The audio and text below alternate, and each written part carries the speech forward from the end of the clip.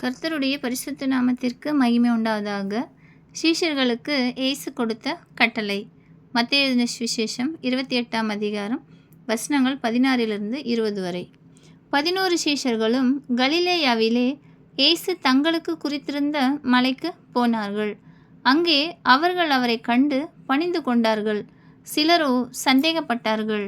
அப்பொழுது இயேசு சமீபத்தில் வந்து அவர்களை நோக்கி, வானத்திலும் பூமியிலும் சகல அதிகாரமும் எனக்கு கொடுக்கப்பட்டிருக்கிறது.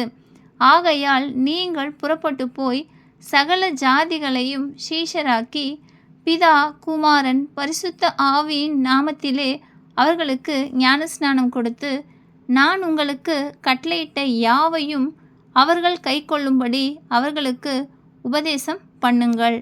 இதோ உலகத்தின் முடிவு பரியந்தம் சகல நாட்களிலும் நான் உங்களுடனே கூட இருக்கிறேன் என்றார். மார்க் எழுதின சுவிசேஷம் 16ஆம் அதிகாரம் 16ஆம் வசனத்திலிருந்து, விசுவாசம் உள்ளவனாகி ஞானஸ்நானம் பெற்றவன் ரட்சிக்கப்படுவான், விசுவாசியாதவனோ ஆக்கினைக்குள்ளாக தீர்க்கப்படுவான். விசுவாசிக்கிறவர்களால் நடக்கும் அடையாளங்களாவன. என் நாமத்தினாலே பிசாசுகளை துரத்துவார்கள், நவமான பாஷைகளை பேசுவார்கள், சர்ப்பங்களை எடுப்பார்கள், சாவுக்கேதுவான யாதொன்றை குடித்தாலும் அது அவர்களை சேதப்படுத்தாது. வியாதியஸ்தர் மேல் கைகளை வைப்பார்கள், அப்பொழுது அவர்கள் சொஸ்தமாவார்கள் என்றார்.